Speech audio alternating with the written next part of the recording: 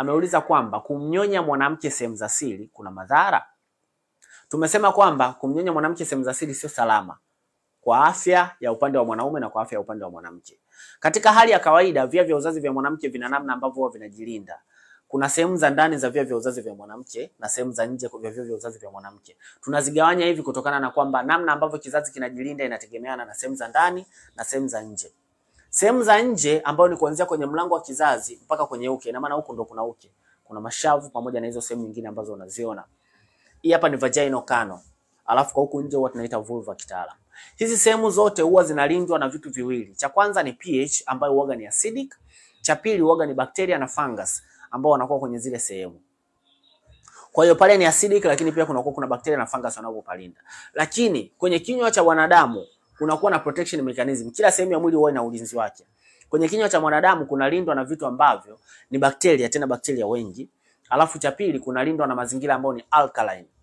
Sawa? Kwa kwenye vagina ni acidic na kwenye kinywa chako ni alkaline. Kwa hiyo unapozikutanisha hizi sehemu mbili ni kwamba uta exchange bakteria wa hizi sehemu mbili.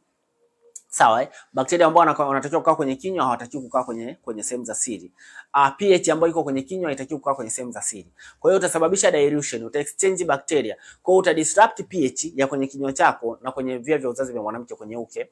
Lakini cha pili uta introduce bakteria ambao hawatakiwi kukaa kwenye zile sehemu. Ndio unakuta wale wanaume ambao wana tabia kunyonya sehemu za siri wanakuwa wanatoka vipele. Wanakuwa wanatoka na vipele around midomo yao. Kwa sababu wanakuwa wanapata bacterial infection. Sawa? Uoga inakuwa ni simple skin infection kutokana na wale bakteria ambao wametoka kwenye sehemu za siri. Ikiwa severe cases, huyu mtu anaweza kaanza kupata fungus wa mdomoni, atapata wale oral plaque. Ulimi unakuwa na mabaka na unakuwa unakatika.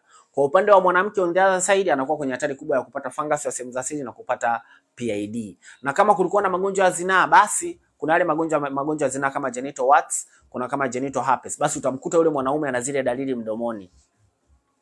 Sawa? Kama ni vipele, kama ni kutoka vidonda kutokana na kaswende na kisonono, basi mwanaume atakuwa na zile hali.